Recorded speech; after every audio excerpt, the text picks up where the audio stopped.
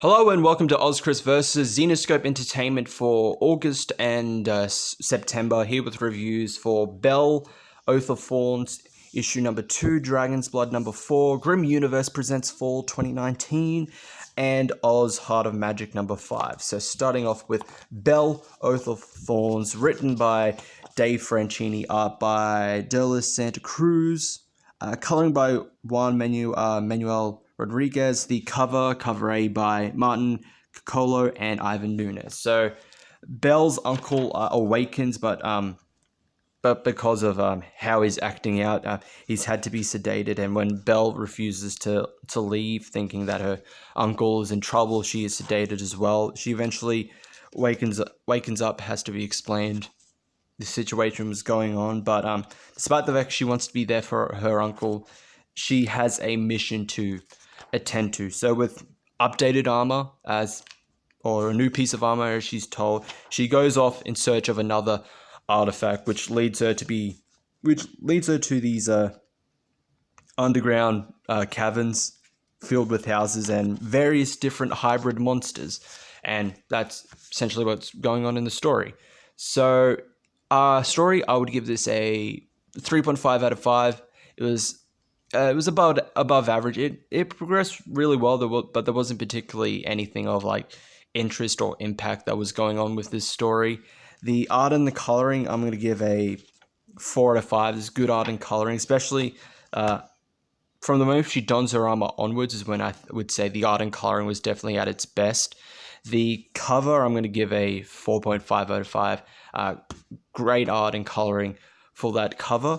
So on to Dragonsblood number 4, written by Nick Bermel, art by Jason Moore, coloring by Maxwell Arroyo, and the cover A by Sean Chen and Ivan Nunes. So Sigurd and Freya prepare for their final fight against Ivar. Freya explains her and Ivar's shared history. They were both raised as wards of the king, and then Ivar kind of grew jealous that Freya was more favored by the king than he was, so he left to kind of, no, I can be better and then I can take over your kingdom. So they launched their final attack against Ivar, but Ivar proves himself to be much stronger than the two, so Sigurd has to give into the dragon's blood taint within inside of him and release that power to fight off against Ivar, and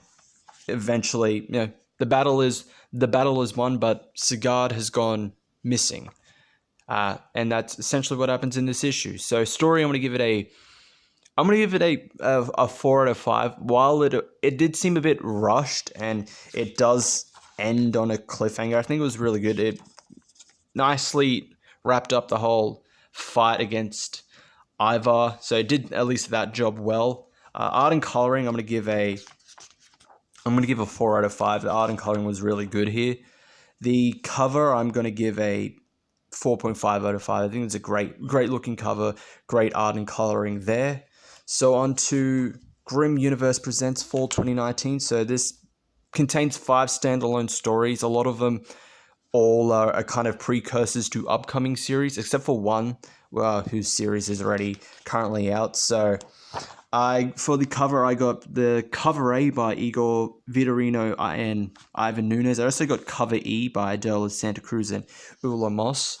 But what I'll be using for the review is cover A. So there are 5 stories. So the first one is Red Agent by Joe Bruscia, Ralph Tedesco, Dave Franchini, and Billy Hansen, but written by Billy Hansen. Art by Oliver Borges and coloring by Sebastian Cheng. So Avril Williams, the Witch, and Brittany Waters, Red Agent, are on the run. They head to the safe house, but they're not particularly safe because an invisible agent, the Observer, was following them the entire time. They are cornered. They are cornered within their safe house, and they have to fight off the attackers that have made their way inside. Then we go into the next story, which is Belle Liberty, written by Dave Franchini, art by Kleber Lima, coloring by Jorge Cortez. So Belle is facing off against a god that has possessed one of the security guards at Philadelphia at the Liberty Bell, I think it is, yes. Looking over the Liberty Bell. So this god has possessed the security guard. The problem is they don't know of a way to defeat the god, and if Belle gets scratched or gets any of the god's blood within her, it'll also infect and turn her into that god as well. So that's mainly what happens in that issue. Then we go on to Robin Hood Pro Bono, story by Joe Bruscia, Ralph Tedesco, Dave Franchini, and Ben Mears, written by Ben Mears, the art by Babisu Cortez. I'm hoping I said that right. And the coloring by Juan Manuel Rodriguez. So Robin is asked to search for this woman's daughter, and she's doing this, pro bono, and she's also currently on the run from the city, given her occupation as a vigilante. So it makes her situation a bit tougher to live in, work through. So she finds the location of the missing daughter, but finds herself face to face with the robot she has to fight off against. So moving on to the next story. The next story is Bridgewater Triangle, Curse of the Wampanoag. I don't know how to pronounce that, I'm sorry.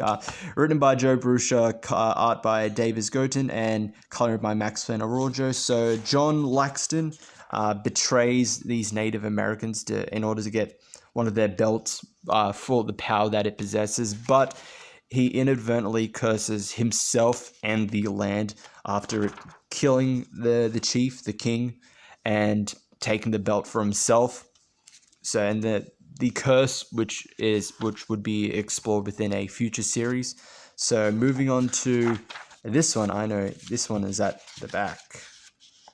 Yes, Mystery with a little help from my friends, written by Ben Mears, art by Alexandre Nascimento, and coloring by CC Dela Cruz. So Mystery is a woman who is she's kind of a necromancer. She is attacked by somebody that has tried to summon a demon and is possessed by it. So she raises the dead to help deal with the demon, but it doesn't work out well, as now the demon has spread across all the undead skeletons that she has summoned and combines to attack her, and now she has to deal with an even bigger threat. So instead of reviewing the stories individually, I'm going to review the entirety of this, together. So overall, for Grimm Universe Presents Fall 2019, I will give this a 4 out of 5. Each story was good. It was very interesting. A lot of them were, as I said, precursors to upcoming series, and I'm very interested in starting a lot of these, especially Red Agent and Robin Hood. I'm very interested in starting those two comics. The art and the coloring, I'm going to give a 4 out of 5. Art and coloring was really, really good for all the stories. The cover, I'm going to give a 5 out of 5. That is a great looking cover, amazing looking cover. Really, really great art and coloring on that cover.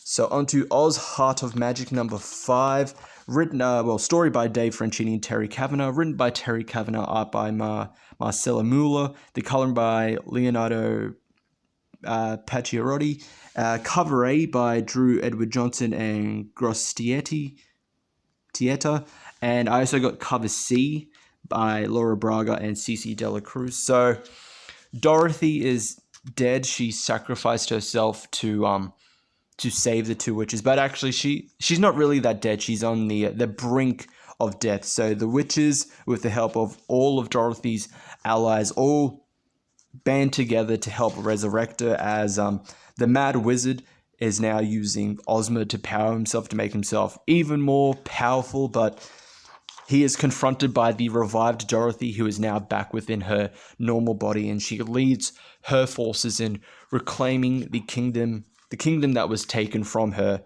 and to free Ozma and defeat the Mad Wizard. So that is mainly what goes on with it in this issue. So story, I'm going to give this a 4 out of 5. I think it really did nicely wrap up this story. There was really good action moments within it. The art and the coloring, I'm going to give a 4 out of 5 as well. The art and coloring was really good here. The cover, I'm going to give a Cover, I'm going to give a 4.5 out of 5. I think this is a great looking cover, great art and coloring on that. So that is it for those 4. Thank you all for watching, and I will see you all next time.